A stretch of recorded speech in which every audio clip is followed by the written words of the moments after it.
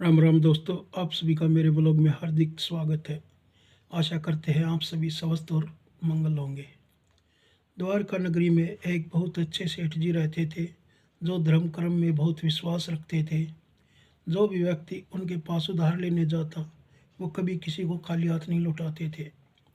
वे अपने मुनीम से बुलाकर कहते, जो भी लेने आया है उनसे उसकी मदद के अनुसार पैसा दे दो। मुनीम जी उन्हें सिर्फ एक बात पूछते, भाई साहब आप इस जन्म में लौटाओगे या अगले जन्म में लौटाओगे। जो व्यक्ति ईमानदार होते हैं वो तो कह देते जी हम इसी जन्म में लौटाएंगे, और जो लोग चालाक और बेईमान होते वे कहते मुनीम जी से हम तो अगले जन्म में लौटाएंगे। मुनीम जी भी जो जैसा जवाब देता वैसा ही वही खाते में लिख देता और उन्हें उधार दे देता। धीरे धीरे समय बीतता रहा। यही बात नगरी में आग की तरह फैल गई। तब एक चोर ने मुनीम और सेठ जी को ठगने का विचार किया। वह भी सेठ जी के पास आकर बोला, सेठ जी मुझे कुछ रुपये उधार चाहिए। सेठ जी ने उससे भी बड़ी खुशी के साथ पूछा, भाई साहब आप इस जन्म में उधार लौटाओगे या अगले जन्म में। उसने अगले जन्म में कहकर सेठ जी से आश्वासन दिया। मुनीम के ने सेठ जी के कहने पर चोर को पैसे दिए, और जब चोर को पैसे देने लगे तो सेठ चोर ने मुनीम के तिजोरी खोलने पर उसकी तिजोरी देख ली। उसके बाद चोर ने सेठ जी की तिजोरी लूटने का प्लान बनाया। वह रात होते ही पैसों के तबेले में आकर छुप गया और सेठ जी के परिवार को सोने का इंतज़ार करने लगा।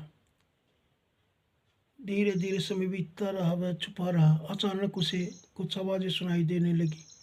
जब उसने ध्यान से सुना तो वहाँ पर तबेले में बंधी हुई भैंसें आपस में बात कर रही थी। पहली वाली भैंस बोली, बहन तू कब आई है यहाँ। दूसरी भैंस ने कहा, बहन मैं तो आज ही आई हूँ। पहली वाली भैंस ने कहा, बहन मैं तो यहाँ 3 साल से हूँ। दूसरी भैंस ने कहा, क्या मतलब। बहन मैंने पिछले जन्म में सेठ जी से कर्ज उधार लिया था और मेरी अचानक मृत्यु हो गई, जिस कारण मैं कर्ज नहीं चुका पाई, और अब दूध देकर सेठ जी का कर्ज चुका रही हूँ। पिछले 3 साल से मैं यही दूध दे रही हूँ। दूसरी भैंस ने पहली वाली से पूछा, तुम कब आई बहन। उसने भी यही बात बताई कि बहन मेरा भी कर्जा नहीं उतरा था और मैं भी सेठ जी का कर्ज उतारने के लिए यहाँ दूध देने आई हूँ। इतनी बात सुनकर चोर के होश उड़ गए और उसने तुरंत वहाँ से भाग उठा।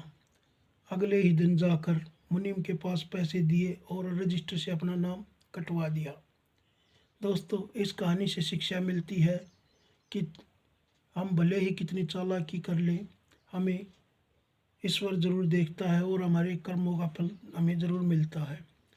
और हम जब किसी से उधार लेते हैं वो हमें ज़रूर चुकाना पड़ता है, चाहे इस जन्म में चुकाए या फिर अगले जन्म में। ईश्वर के द्वारा कर्जा चुकाने ही तो यहाँ जन्म लेते हैं, कोई पिता के रूप में तो कोई माता के रूप में, कोई बहन के रूप में कोई भाई के रूप में, कोई प्रेमी के रूप में तो कोई प्रेमिका के रूप में। कहने का तात्पर्य यह है, जो पिछले जन्म का कर्जा उधार रह जाता है वो इस जन्म में चुकाते हैं। दोस्तों, आप भी किसी से कर्ज मत लीजिए, और यदि किसी कारणवश मजबूरी में लेना भी पड़े तो उसे ईमानदारी से इसी जन्म में ज़रूर चुकाए। आशा करते हैं आपको ये कहानी अच्छी और शिक्षाप्रद लगी होगी, आपको शिक्षा ज़रूर मिली होगी। दोस्तों, मेरे चैनल को लाइक शेयर सब्सक्राइब ज़रूर करें। धन्यवाद दोस्तों।